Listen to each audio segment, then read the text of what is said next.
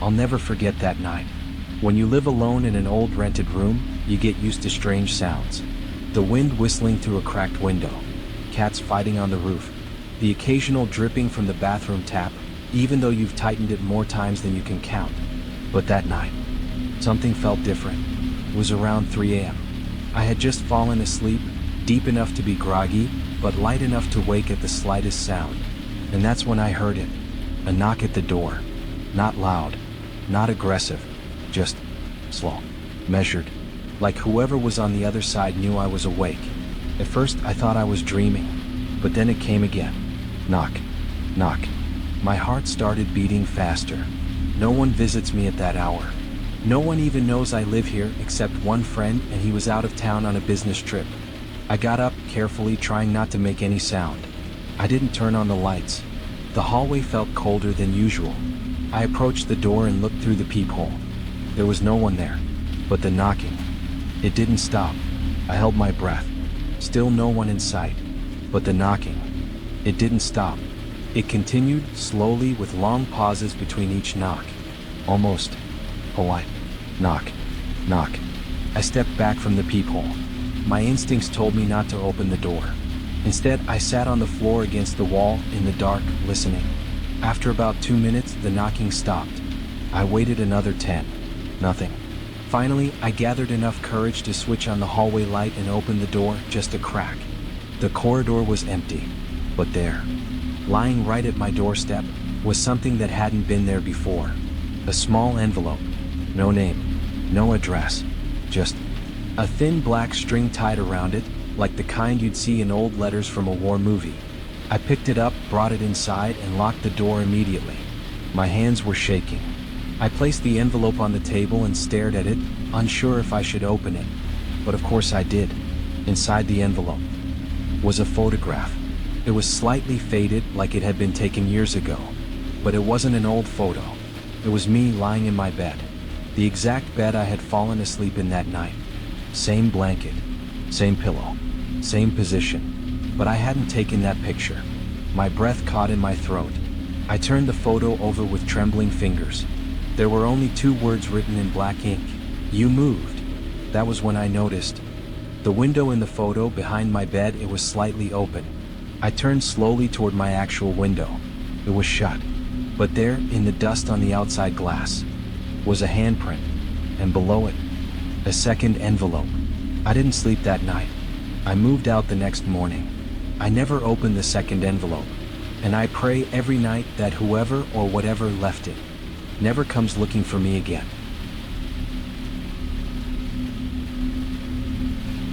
I moved into the apartment in early spring. It was small. Just a second-floor studio in a half-forgotten part of town. Old wood floors, yellowed walls, cracks in the ceiling like thin spider webs. But it was cheap. And more importantly, it was quiet.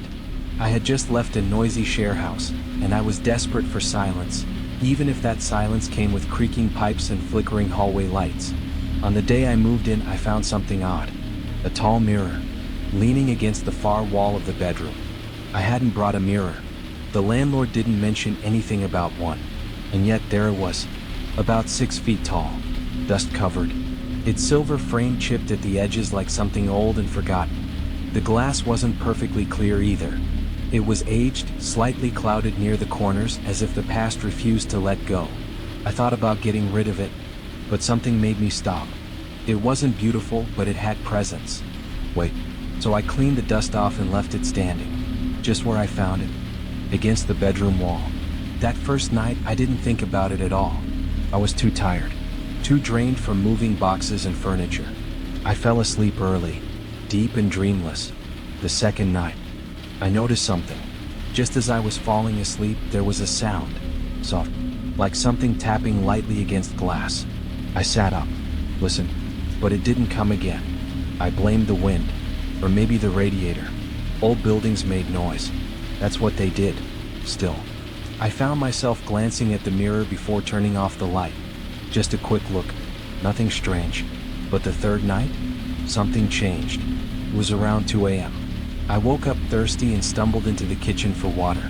The room was dark except for the faint street light bleeding through the blinds. As I walked past the mirror, I glanced at it, just out of habit, and froze. There was someone behind me, in the reflection. A boy. He looked no older than 10. Pale skin, dark, wet-looking hair, eyes too wide, too empty. He wasn't moving. He just stood there, right behind me in the mirror. But when I spun around, no one was there. My chest tightened. I turned back to the mirror. It was empty. Just my reflection. Nothing else. I stood there a while, trying to convince myself I was tired. Seeing things. The light. The shadows. That's all.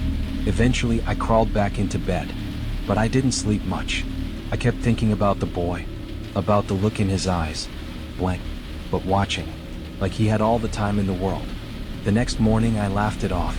Kind of. Told myself I probably dreamed the whole thing. Still, I avoided looking into the mirror that day, which was strange. It felt like I didn't want to catch him again. Didn't want to know if he was still there. That night, I left the hallway light on, just in case. At exactly 2 a.m., I woke up again. I wasn't thirsty, wasn't hot. Nothing disturbed me, except something had pulled me awake. I sat up, looked at the mirror from across the room. It was too dark to see clearly, but I could feel it. That cold, crawling sensation. The one you get when someone is watching you but you're alone, or think you are. I stared at the mirror for a long time. I didn't dare get out of bed, didn't want to get closer, and eventually, somehow, I fell asleep. But that was only the beginning. The boy wasn't gone. He was waiting, closer every time, and soon, he wouldn't stay in the mirror. The next few days blurred together. I kept the mirror where it was, still leaning against the bedroom wall, still silent, still waiting. I didn't see the boy again, not directly, but I felt something. The air in the room began to change, subtle, but real. It was colder near the mirror, only there, like the heat refused to touch that corner of the room. One night I tried to ignore it. I turned the mirror to face the wall, just to see if it helped. That night I slept better. No dreams. No waking up at 2 a.m. No sense of dread. I even laughed a little the next morning. I told myself, it's just a trick of the brain. Mirrors reflect more than light. They reflect fear too. But the calm didn't last. 3 nights later, I came home from work and found the mirror had moved. It was still in the bedroom, but no longer facing the wall. It had turned back around, facing the bed, like it wanted to see me, or worse, like it wanted me to see what was inside. I stood frozen in the doorway for a full minute. I hadn't touched it. No one else had access to the apartment. There was no draft, no earthquake, no reason. I walked over slowly, carefully, afraid to look, but unable not to. And there, in the reflection, the boy was back, closer now, right behind where I would be if I stood in front of the mirror. Same pale skin, same dark, empty eyes. But this time, his mouth was open, not like a smile, more like a silent scream. Like he was trying to say something, but no sound would come out. I stepped back, my breath caught. I felt something crawl across the back of my neck. When I looked behind me, nothing. Of course, nothing. I covered the mirror that night, tossed a thick blanket over it and pushed a dresser in front of it, just to be sure. I didn't sleep, because at 2 a.m., I heard it again. Tap, tap, tap. Not from the mirror this time, from the wall, right behind the dresser. 3 soft knocks, like a child asking to be let out. In the morning, I pushed the dresser aside. The blanket was still there, still covering the glass. But when I pulled it off, the boy was gone. Only the mirror, and me. I should have gotten rid of it. I know that now, but part of me didn't want to. Not because I liked it, but because I was starting to feel like it was part of the apartment. Like it had always been here. Like it belonged. And I didn't. Later that week, something new happened. I woke up to the sound of water dripping. Not the kitchen sink. Not the bathroom. It was coming from inside the mirror.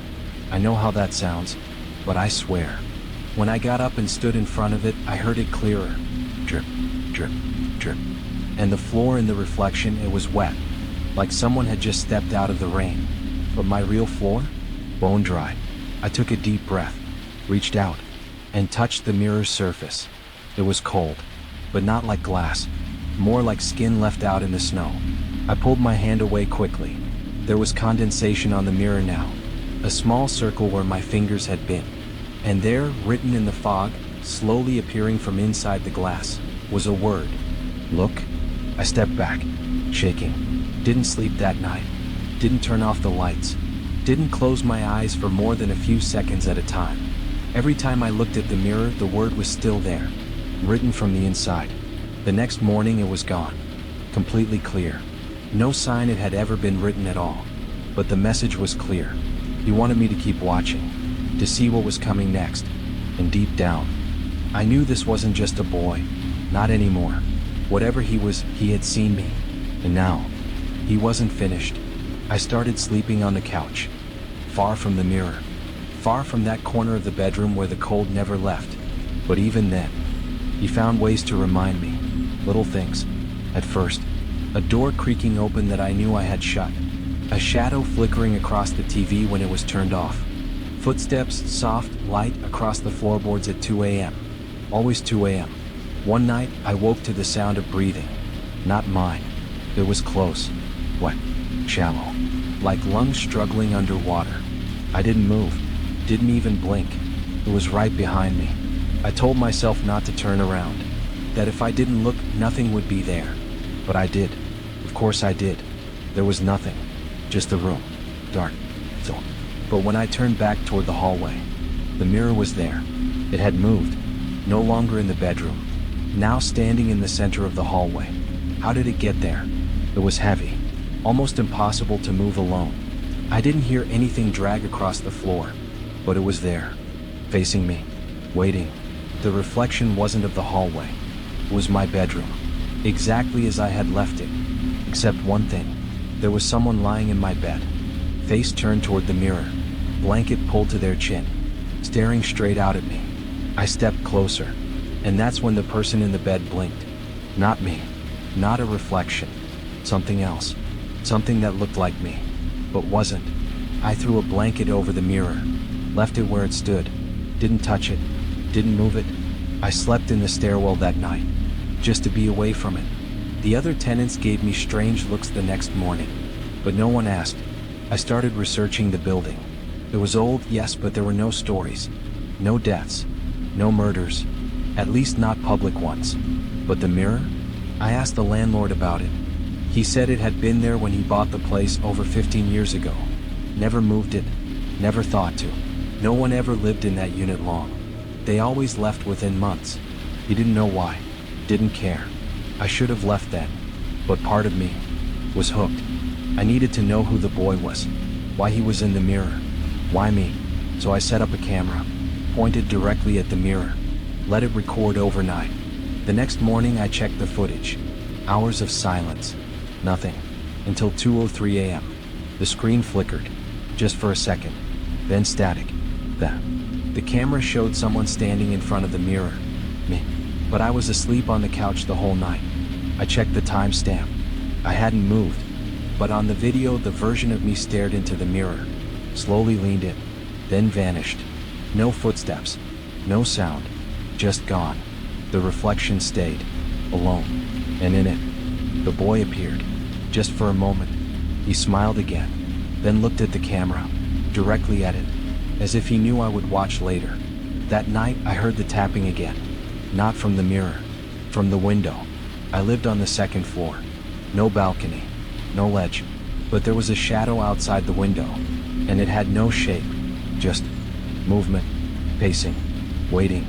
I didn't sleep, didn't even close my eyes. When the sun came up, I finally looked out the window.